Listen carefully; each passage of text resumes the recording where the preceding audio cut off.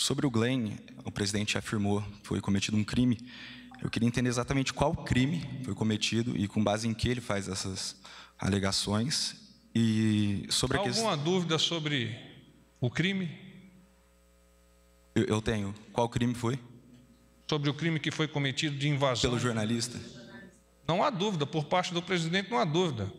Qual Acho crime? que não há dúvida por parte de ninguém. Não, eu quero saber. O presidente tem afirmado que o jornalista, fundador do site The Intercept, cometeu um crime e insinuou hoje de manhã que havia um envolvimento de dinheiro. Eu queria saber se o presidente ele está a par das investigações, se ele tem acesso ao inquérito para ele fazer essa declaração. E ele também declarou no final de semana que ele não pode, na verdade essa declaração foi hoje, que ele não pode se escudar por ser jornalista. E no final de semana disse que ele poderia pegar uma cana. Então, a partir disso, eu tenho outras questões para o senhor. Essas declarações, elas não atentam contra a liberdade de imprensa e ao direito constitucional de que assegura o direito de sigilo da fonte? O presidente tem se pronunciado no entendimento dele, pessoal, com relação a essa ação de hackers.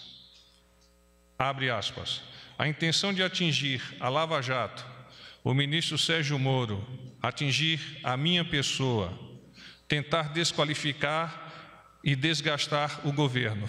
Fecha aspas. Essa é a posição do presidente em relação a tudo isso que está ocorrendo no entorno desse caso que você foi citado. Ele ressaltou ainda que a invasão de telefone, abre aspas, é crime e ponto final. Fecha aspas. O presidente não colocou em xeque, em momento nenhum, a necessidade de liberdade de imprensa com a qual ele se associa em totum. Porta-voz Gustavo Uribe, da Folha de São Paulo. Gustavo. Duas questões, tudo bom? A primeira é em relação ao Glenn novamente. O presidente tem alguma prova de que o Glenn tenha participado desse processo de hackeamento dos celulares dos ministros? E a segunda pergunta, se havia um aperto na agenda, como o presidente teve tempo de cortar o cabelo e se não seria adequado ele esperar o fim do expediente para uma atividade de caráter pessoal? A primeira pergunta, o presidente expressa as suas opiniões a partir do conhecimento que ele recebe. Não me adiantou, no caso específico, qualquer informação com relação a possuir ou não possuir a informação sobre isto. Com relação à questão de cortar o cabelo, o presidente começa a trabalhar às 4 horas da manhã e termina o seu trabalho meia-noite. Há de se admitir que é necessário, em algum momento, das 4 à meia-noite, ele encontrar a possibilidade de cortar o seu cabelo. Boa noite, porta-voz. Guilherme Mazeiro, do UOL. Como vai? Tudo bem? Duas perguntas, tudo bem. Duas perguntas que não ficaram claras para mim. Sobre o Glenn, o presidente afirmou que foi cometido um crime. Eu queria entender exatamente qual crime foi cometido e com base em que ele faz essas alegações. E sobre Há alguma dúvida sobre o crime? Eu tenho. Qual crime foi? Sobre o crime que foi cometido de invasão? Pelo jornalista? Não há dúvida, por parte do presidente não há dúvida.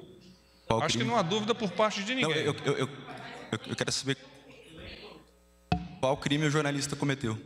Repito, há alguma dúvida que houve o cometimento de um crime? Não, o senhor pode dizer porque eu tenho essa dúvida. Esta é a minha resposta. Mas qual crime? Próxima pergunta, por favor. Desculpa, porta-voz, não ficou claro. Qual crime que foi cometido pelo jornalista? Então, vamos ler aqui. O presidente tem se pronunciado que, no entendimento dessa ação de hackers, tem, abre aspas, a intenção de atingir a Lava Jato, o ministro Sérgio Moro, atingir a minha pessoa, tentar desqualificar, desgastar o governo, fecha aspas. Ele ressaltou que a invasão de telefone é, abre aspas, crime e ponto final, fecha aspas. O presidente não colocou em xeque, sequer, em momento algum, a liberdade de imprensa. Porta-voz, quando ele diz hackers, ele está falando que o jornalista atuou como um hacker? No todo. Vocês têm que entender o contexto no todo. Desculpa, porta-voz, não está claro. A percepção pessoal do presidente é esta que eu acabei de anunciar. Como eu disse, é a percepção do senhor presidente. Tá. Outro ponto que não ficou claro, sobre a questão da OAB, na live, à tarde, o presidente disse que não foram os militares que mataram o pai do presidente. Eu quero saber com base em que o presidente diz isso, se ele tem alguma garantia de que não foram os militares que mataram, se ele consegue refutar essa hipótese. Como ele disse na live, ele fez contato com algumas pessoas na ocasião, conheceu do tema na ocasião e foi a partir desse contato que ele expressou a sua opinião. Eu não tenho esta informação, terei que arguir o presidente especificamente sobre este ponto que você está me colocando. Tá bem? Boa noite, porta-voz Júlia Lindner, do Estadão. Tudo bom, Júlia? Tudo bem. A Comissão de Desaparecidos Políticos, ela deve reconhecer em agosto o Fernando Santa Cruz como um desaparecido, vai emitir um atestado de óbito e o Estado deve pedir desculpa nessa ocasião, né, junto a outros desaparecidos políticos. Eu queria saber se isso faria o presidente mudar o posicionamento, se ele também pediria desculpa caso haja essa formalização, já que é um órgão vinculado ao ministério da ministra Damares. O Ministério, inclusive, emitiu ou emitirá uma nota com relação a isso. Melhor, então, direcionar essa atividade. Com relação ao posicionamento do senhor presidente, eu retomo as minhas palavras e abdico até de repeti-la. Eu também queria saber o que o governo vai fazer em relação ao que aconteceu no presídio de Altamira, se tem alguma outra medida prevista? Temos sim, deixa eu pegar o meu Cabral. Sabe o que é Cabral? O pessoal que estava aqui da última vez aprendeu o que é Cabral. Ela não estava aqui da última vez, né? Depois eu explico. Briga de facções em presídio da Altamira, Paraná. Então, em resposta, o Ministério da Justiça e da Segurança Pública divulgou agora à tarde uma nota à imprensa com o seguinte teor. O Ministério da Justiça e Segurança Pública disponibilizou vagas no Sistema Penitenciário Federal para transferência e isolamento das lideranças criminosas envolvidas na rebelião que aconteceu na manhã desta segunda-feira, 29, no Centro de Recuperação Regional de Altamira, Pará, e deixou mais de 50 mortos. O ministro Sérgio Moro lamentou as mortes e determinou a intensificação das ações de inteligência e que a Força Nacional fique de prontidão. O ministro da Justiça acompanha de perto a situação e conversou com o governador do Pará, Helder Barbalho, ainda na manhã desta segunda.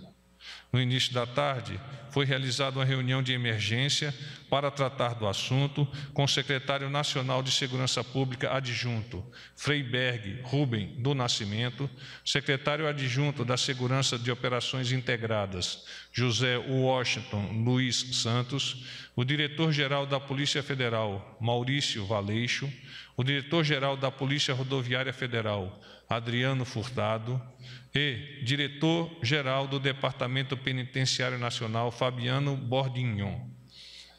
O presidente associa-se à percepção do seu ministro, o ministro Moro, a partir da elaboração e distribuição desta nota. Porta-voz, vou insistir na pergunta de novo do jornalista Glenn. O senhor disse que o presidente, as declarações dele são feitas a partir de conhecimentos que chegam a ele, de informações que chegam a ele. Ele tem acesso ao inquérito para dizer, porque até onde a gente sabe, o Glenn não está na condição de investigado. Como ele pode ter... O presidente não me comentou isso. Como eu disse para a jornalista Thalita, procurarei obter dele a informação e passar para vocês. Tá. Eu não tenho este dado agora, Jossara. Agora, ainda em relação ao OAB, o presidente disse que o pai do presidente do OAB foi vítima de um justiçamento da esquerda. Se o presidente tem essas informações, por que ele não leva isso a público para contestar as informações hoje da Comissão da Verdade? Como nós dissemos, e eu não quero repetir, a posição do presidente em relação a isso já foi explicitada hoje de manhã, na saída do Alvorada e na live. Qualquer outras informações, posteriormente, se for necessário, nós iremos complementá-la, Jossara. Boa tarde, porta-voz. Carla Araújo, do Valor. Tudo bom, Carla? tem uma série de questões hoje, mas eu vou dividir. Primeiro, eu só queria entender o cancelamento da agenda com o ministro da Europa e Negócios Estrangeiros da República Francesa. O senhor disse que foi em razão da agenda do presidente. Num horário similar, próximo ali, o presidente fez uma live cortando o cabelo. Queria saber se teve alguma relação ou se teve algum outro compromisso que o presidente teve que adiar com o ministro da Europa. Eu posso complementar no tocante a esse assunto. O ministro da Europa e dos Negócios Estrangeiros da República Francesa, que é o Jean-Yves Le Drian, reuniu-se na parte da manhã com o chanceler brasileiro Ernesto Araújo. O tema principal da reunião foi o acordo comercial entre o Mercosul e a União Europeia. Em função do estabelecimento dessa reunião, no mesmo nível, o presidente declarou e decidiu, em razão de outras agendas, declinar de receber este ministro aqui. Tá, mas não teve nada a ver com corte de cabelo. Não, absolutamente. Tá. E uma outra questão, na